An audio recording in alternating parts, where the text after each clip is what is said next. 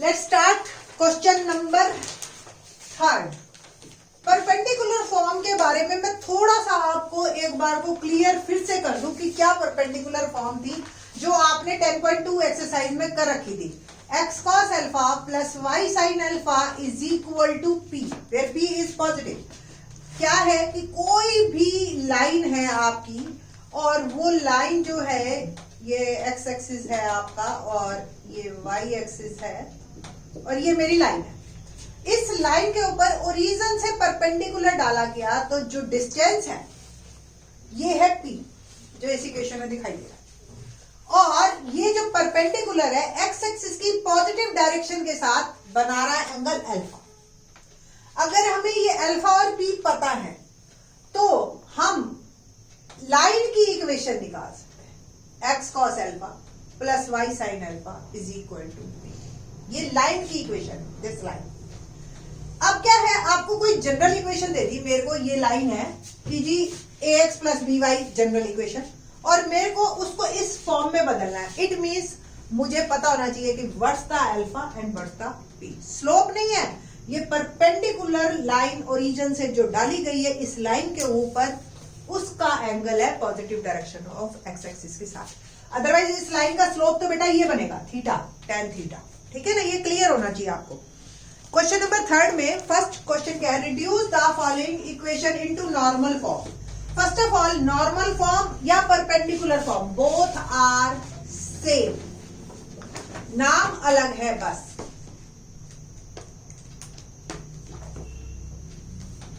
और find the perpendicular distance from the origin यानी कि p बताना है हमें and the angle between perpendicular and positive x axis यानी कि अल्फा बताना। तो अब ये तो हमें क्लियर हुआ कि क्वेश्चन क्या है। और मेरा फर्स्ट पार्ट में क्या है जी, x minus √3y plus 8 is equal to 0।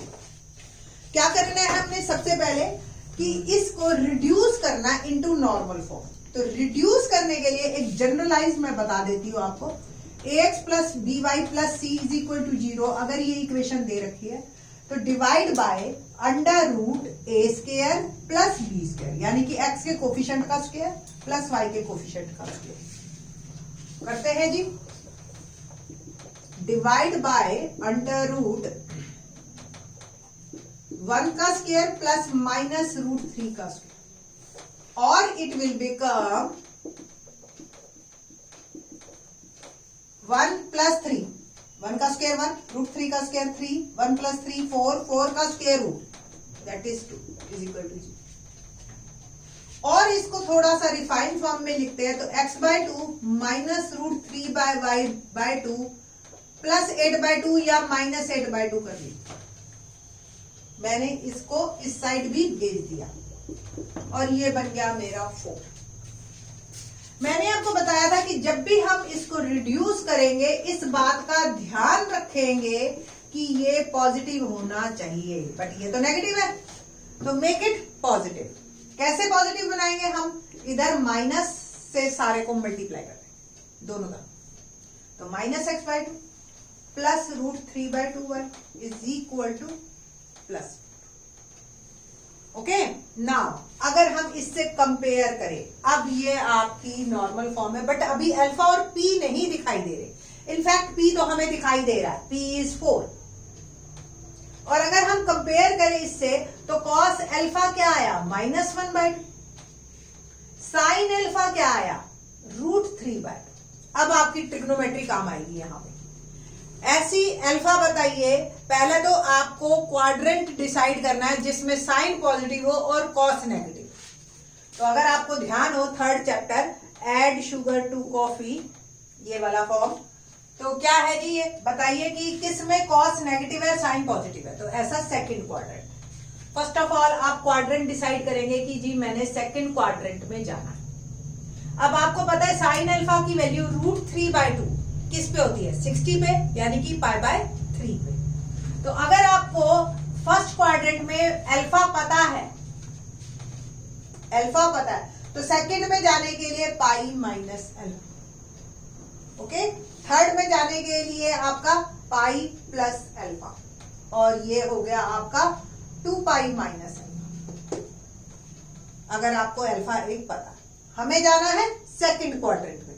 तो सेकंड क्वाड्रेंट में जाने के लिए हम क्या करेंगे, अल्फा इज पाई बाय 3, तो in second quadrant pi minus pi by 3 2 pi by 3। Now the alpha is 2 pi by 3 and p is 4। मैंने ये एक इक्वेशन से निकाल ली है।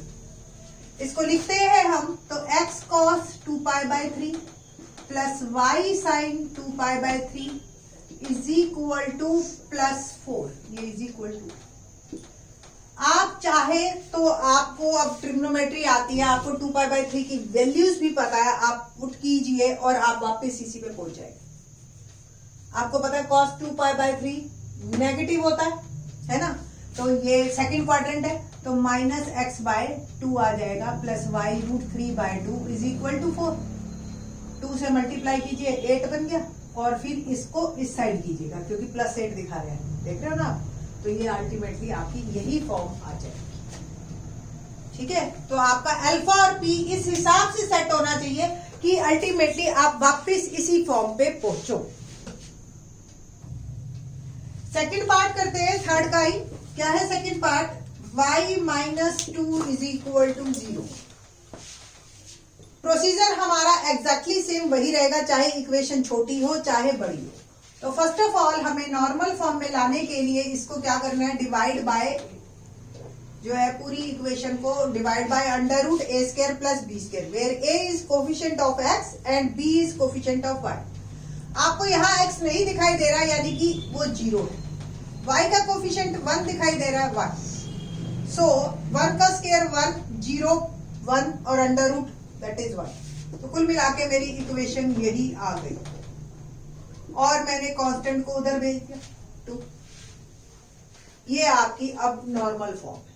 कैसे, अब कंपेयर करो, अगर आप इसको इससे x दिखाई नहीं दे रहा, इट मीन्स कॉस अल्फा क्या है 0, साइन अल्फा क्या है दैट इज 1, y के साथ जो भी है कोफिशिएंट वो 1, और p क्या है 2।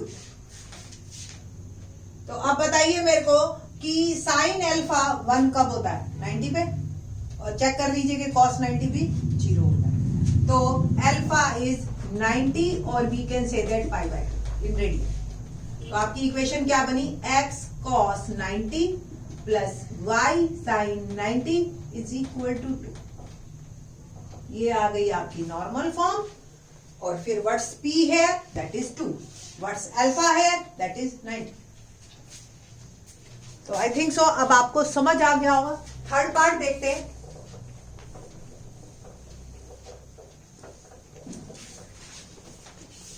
Third is x minus y is equal to 4। ये है हमारी इक्वेशन, कांस्टेंट ऑलरेडी उधर है। तो नॉर्मल फॉर्म में, नॉर्मल फॉर्म का मतलब आपको पता ही चल गया आपको। अब -4 इधर कीजिए is equal to 0 under root x के कोफिशिएंट का होल स्क्वायर और y के कोफिशिएंट का होल स्क्वायर। 1 का स्क्वायर 1, -1 का स्क्वायर भी 1, 1 प्लस 1 2 रूट 2। तो it can be written as x by root 2 minus y by root 2 और -4 by root 2 is equal to x by root 2 minus y by root 2 is equal to 4 by root. और आप लिख सकते हो इसको x by root 2 minus y by root 2 2 root 2। कैसे देखें, दो तरीके से मैं कर सकती हूँ। 4 बाय रूट 2 है, रूट 2 से मल्टीप्लाई डिवाइड करके ऐसे भी आप लिख सकते हो, रैशनलाइजेशन जो 9th में सीखा था 2 रूट 2 आ। या आप 4 को लिख सकते हो 2 इंटू 2, और एक 2 को आप लिख सकते हो रूट 2 इंटू रूट 2, और नीचे एक रूट 2 पड़ा। तो आपकी मर्जी है, जैसे मर्जी सोचो, आपके सोचने पे डिपेंड कर रहा है। ये शो नहीं करना आपने कि ये कैसे आया, बस आपको पता होना चाहिए कैसे आया। ये है मेरी अब नॉर्मल फॉर्म। तो what's p 2 root 2। Cos alpha क्या है 1 बाय रूट, साइन अल्फा क्या है -1 बाय। अब आप पहले क्वाड्रेंट डिसाइड करो कि जिसमें कॉस पॉजिटिव हो और साइन नेगेटिव। तो दिख रहा है आपको फोर्थ पार्ट।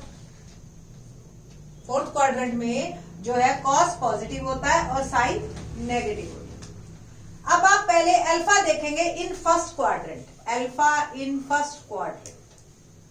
आपको पता है कॉस अल्फा की वैल्यू 1/√2 कहां होती है? 45 डिग्री, पता है ना, π/4। फोर्थ में क्वाड्रेंट में जाने के लिए मैंने अभी पहले भी बताया था पिछले क्वेश्चन में कि अगर फर्स्ट में अल्फा है तो सेकंड में पाई माइनस अल्फा या 180 माइनस अल्फा, थर्ड में 180 प्लस अल्फा, ये 180 की लाइन प्लस, और फोर्थ में 360 माइनस अल्फा।